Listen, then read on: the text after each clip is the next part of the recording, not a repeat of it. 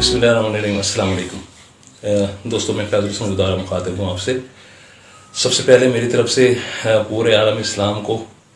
बिलखसूस उम्मत रसूलुल्लाह सल्लल्लाहु अलैहि वसल्लम को बहुत ज़्यादा मुबारकबाद हो रमज़ान मुबारक की। अल्लाह पाक नबी अलैहिस्सलाम के सदक़े और आले रसूल के सदक़े, असहाब रसूल के सदक़े हमें इस बाबरकत महीने के फ़ैज़ व बरक़ात नसीब फरमाए। दोस्तों, रमज़ान शरीफ में जिस तरह हम शुरू से बचपन से सुनते आए हैं और कराम से, अकाबरीन से, कि इसके फ़ैज़ व बरक़ात इतनी ज़्यादा होते हैं कि एक नेकी कई गुना ज़्यादा अहमियत की हामिल हो जाती है, उसका सवाब डबल ट्रिपल से भी ज़्यादा हो जाता है। तो यकीनन जब सवाब की जो शरह है वो बढ़ेगी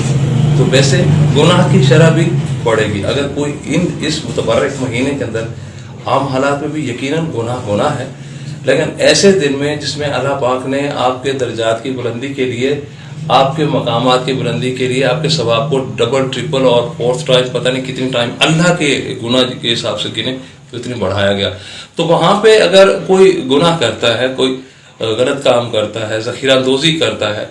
कोई बंदा अगर किसी की दिल आज़ारी करता है, मैं यहाँ तक कहता हूँ कि अगर आप सारा दिन रोज़े में हूँ, सारा दिन इबादत में हूँ, नमाजों में हूँ, सब कुछ हो, और आप किसी की दिल आज़ारी कर दें, तो मैं नहीं समझता कि ऐसी इबादत का कोई फ़ायदा होगा। इसलिए आजकल का जो हालात हमारे यहाँ चल रहे हैं पाकिस्तान के अंदर, इंतहाई अफसोसकुन हालात हैं,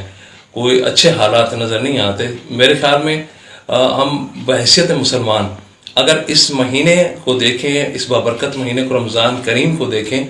तो मेरे ख्याल में कि इसमें अगर कोई भी ऐसी प्रैक्टिस हमसे होती है, कोई भी ऐसी प्रैक्टिस, जैसे कि अभी एक दिन से मैं देख रहा हूँ सोशल मीडिया पे कि भी बहुत ज़्यादा कहीं पे गैस ऑक्सीजन सिलेंडर ख़त्म हो गया तो मरीज़ों की कैजुअलिटीज़ हो रही हैं, कहीं एम्बुलेंसेस रुक गई हैं, कहीं क्या, बल्कि मैं कहूँ कि अगर कोई एक आदमी भी ऐसा नहीं होगा शायद जो रोड पे हो और मुतासिर ना हो। ये कहीं भी इस्लाम का सबक नहीं है। नबी अलैहिस्सलाम ने, मेरे नबी हज़रत मोहम्मद सल्लल्लाहु अलैहि वसल्लम ने, आपने कभी ऐसा नहीं हमें को टीच दिया, ना ही सुन्नत रसूलुल्लाह सल्लल्लाहु अलैहि वसल्लम में ऐसी कुछ चीज़ें हैं कि जिसमें इंसानियत को मसाइल पैदा करने के हवाले से, इनको ऐसी चीज़ें जिससे मसाइल पैदा हों वो इसको प्रमोट किया। इस्लाम इसकी प्रमोट नहीं करता, बल्कि इस्लाम इसकी नफ़ी करता है। और ऐसे दिनों में, जिस दिनों में हम फजीलतों और बरकतों और रहमतों वाले और बख्शिश के महीने के तौर पे जब रमज़ान करीम हमें मिला, तो इसके फ़ैज़ व बरक़ात हमें कैसे मिलेंगी? ऐसे मिलेंगी कि हम अपने एक एक अमल को हम सुबह से उठ के शाम तक का जितनी हमारी प्रैक्टिस है, सहरी से अफ्तार और तरावी तक और रात में सोते तक जो भी है, उसको हम देखें कि हमने सुबह से लेकर शाम तक किया गया। सिर्फ भूखे रहे, हमने सिर्फ खाना पीना छोड़ दिया, और 5 वक्त की नमाज अल्हम्दुलिल्लाह वो तो फ़र्ज में शामिल है, उसमें कोई दूसरी राय नहीं है, जैसे रोज़ा फ़र्ज है। क्या इसके बाद हमारे कोई अमाल के अंदर भी अच्छाई पैदा हुई है कि नहीं? अगर नहीं हुई तो हमें अपनी इस्लाह ढूंढनी चाहिए, अपनी इस्लाह तलाश करनी चाहिए। मुसलमान का दुश्मन नहीं हो सकता, मैं इसको मानने के लिए तैयार नहीं हूँ, लेकिन ये जो प्रैक्टिस इस वक्त पाकिस्तान के अंदर हो रही है, ये मेरे ख्याल में दुनिया में सबसे बड़ी जग हसाई हमारे मुसलमानों के हवाले से पाकिस्तानियों की हो रही है, मुसलमानों की हो रही है। हमारे मुकद्दस महीने को यहूद व नसारा, जो मेरे इनमें आए, यहूद व नसारा क्या करते हैं कि हमारे मुकद्दस महीना जैसे रमज़ान करीम है, इसमें वो अपने मुल्कों के अंदर डिस्काउंट कर देते हैं परचेज के ऊपर, क्योंकि कोई चीज़ आप लें तो उस पर डिस्काउंट होता है। बदकिस्मती ये है कि हमारे यहाँ ज़ख़ीरांदोज़ी बढ़ जाती है। हमारे यहाँ ये होता है कि नहीं, 1 का 10 बनाना है। अल्लाह के बंदो, 2 दिन की ज़िंदगी में सबने चले जाना है। ये जो भी अमल आप यहाँ पे करके जाएंगे, ये आपको आगे भी फ़ायदा देगा, यहाँ भी देगा। यकीन रखें कि जो भी बंदा इस वक्त सिर्फ अल्लाह की रज़ा के लिए और उसके हबीब अलैहिस्सलाम के अहयाए सुन्नत के हवाले से उसको पैरवी करते हुए जो भी कॉपी करेगा, छोटा सा अमल, मैं समझता हूँ कि वो फलाह पा जाएगा। वरना जिस तरह ये आजकल रोड्स पे नज़र आ रहा है, चीज़ें नज़र आ रही हैं सारी, ये कहीं इस्लाम की शेप इसमें नज़र नहीं आ रही मुझे। क्योंकि देखें, हम तकलीफ को दूर करना चाहते हैं। इस्लाम का काम है कि हमने इंसानों की तकलीफ को रद्द करना है। नबी अलैहिस्सलाम के फरमान के मुताबिक हमने ये करना है कि दूसरों की तकलीफ में शामिल होना है। लेकिन यहाँ ये देखा जा रहा है कि अजीब से सीन नज़र आ रहे हैं, जिसको बताते हुए भी बड़ा अजीब सा महसूस होता है। सिर्फ एक चीज़ ज़रूर कहूँगा आखिर में आपसे इजाज़त लेने से पहले, यकीनन ये शैतान का वसवसा है बहुत बड़ा, کہ جس میں ہم ہو سکتا ہے میں اپنی ذات کی بات کر رہا ہوں، آپ تو ظاہر ہے بہت نیک لوگ ہیں،